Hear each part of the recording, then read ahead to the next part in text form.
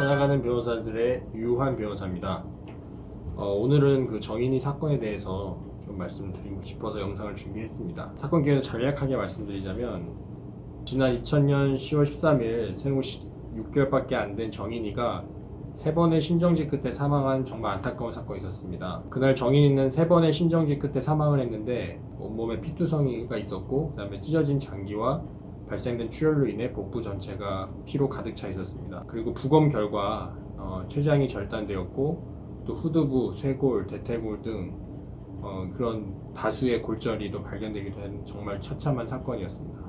경찰은 이제 사망 직후 정인이의 양부모를 수사를 했는데 양부모는 현재 소파에서 놀다 떨어졌다, 그리고 아이를 위아래로 흔들다가 사고로 이렇게 사망해왔다는 식으로 변명을 하는 것 같습니다. 그리고 특히 양부는 그동안의 학대 사실도 모른다고 하면서 온몸에 있는 정인이의 몸에 있는 그 멍은 다 몽고반점이고 또 아기가 그동안 아토피가 심했다, 그리고 아기의 몸에 있는 골절은 학대로 인한 골절이 아니라 어린이집에서 다친 것이라고 이렇게 해명을 하고 있다고 합니다. 근데 하지만 더 안타까운 게 이게 뭐가 있냐면 이러한 정인이의 죽음을 막을 수 있는 기회가 여러 번 있었다는 것인데요. 정인이가 다니던 어린이집 교사와 그리고 정인이를 진료했던 소아과 의사가 이 아동학대 정황이 있어서 경찰에 3번이나 신고를 했는데 그때마다 경찰은 이제 뼈가 부러지거나 어디가 찢어진 것이 아닌 이상 학대로 보기 어렵다는 취지로 이렇게 혐의 없음으로 사건을 종결했다고 합니다. 검찰은 이 양부모에 대해서 아동학대 처벌의 특례법상 아동학대 치사로 양모를 구속 기소했고요. 그다음에 양부는 아동보호법상 아동학대 방임의 혐의로 불구속 기소한 상태입니다.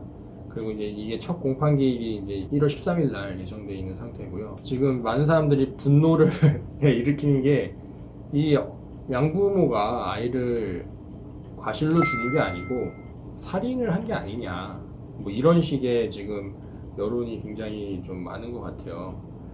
이게 사실은 법정형으로는 살인죄랑 이 과실치사랑 크지는 않은데 이게 이제 양형 기준에 좀 많은 차이가 있어요. 그래서 만약에 이 양부모를, 특히 양모죠, 양모를 이제 학대치사로 가게 되면 이제 기본 양형 기준에 따르면 4년에서 7년 이렇게 양형 기준에 표가 되어 있고, 이게 만약에 살인죄로 된다 그러면 이제 기본이 10에서 16년이고요. 이게 가중되면 15년 이상으로도 갈 수 있기 때문에 이게 아마 살인죄로 가야지만 이게 좀 법감정에 맞는 판결이 나오지 않을까 이런 생각을 드는데, 일단 검찰은 이거를 살인죄로 기소는 안 했더라고요. 이게 결정적으로 정인이가 사인에 이르게 된 게 이 췌장이 찢어진 부분이 있었다고 합니다. 그러니까 이 췌장이라고 하면 장기 중에서 가장 깊은 곳에 위치한 그 장기인데 그 췌장이 찢어질 정도의 외력이라면 엄청난 크기의 외력이 필요하다고 합니다. 일반인들의 그 뭐 단순한 이 뭐 주먹이라든지 발길질만으로는 이 췌장이 찢어지지 않고 뭐 굉장히 무거운 물건으로 강하게 내려 찍어야지만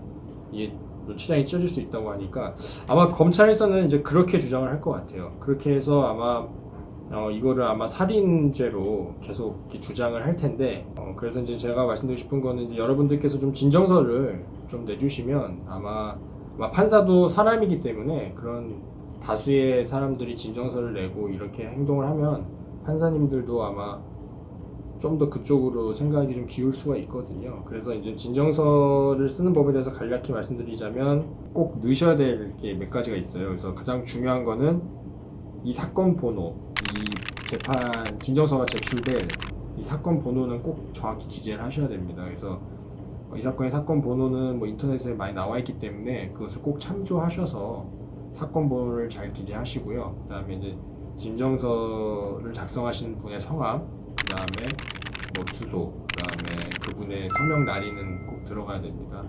그리고 이제 진정서를 쓰실 때는 뭐 이 사건 같은 경우에는 이제 진정서를 꼭 쓰시게 되는 어떤 계기가 있으실 거예요. 그래서 그 계기에 대해서 좀 진정성 있게 잘 표현하시면 될 것 같고요. 뭐 구체적인 형식이 있거나 정해진 형식이 있는 건 아닙니다. 그래서 그런 거를 정확히 잘 판사님이 이해하실 수 있도록 정확히 잘 쓰시면 될 것 같고, 대부분이 아마 진정서를 쓰신 이유가 이제 강력한 처벌을 원하시는 것 뭐 그럴 이유로 쓰시니까요. 그냥 강력한 처벌을 꼭 해달라 라는 식으로 좀 내용을 쓰시면 될 것 같고, 그 다음에 마지막으로 이게 뭐 보통 진정서에는 이제 주민등록증 사본이 좀 첨부되는 경우가 있는데, 이제 주민등록증 사본을 첨부하는 경우는 이 진정서가 꼭 이 사람이 썼다는 거를 좀 밝히기 위함이거든요. 근데 이 사건 같은 경우에는 그런 게 중요한 건 아니잖아요.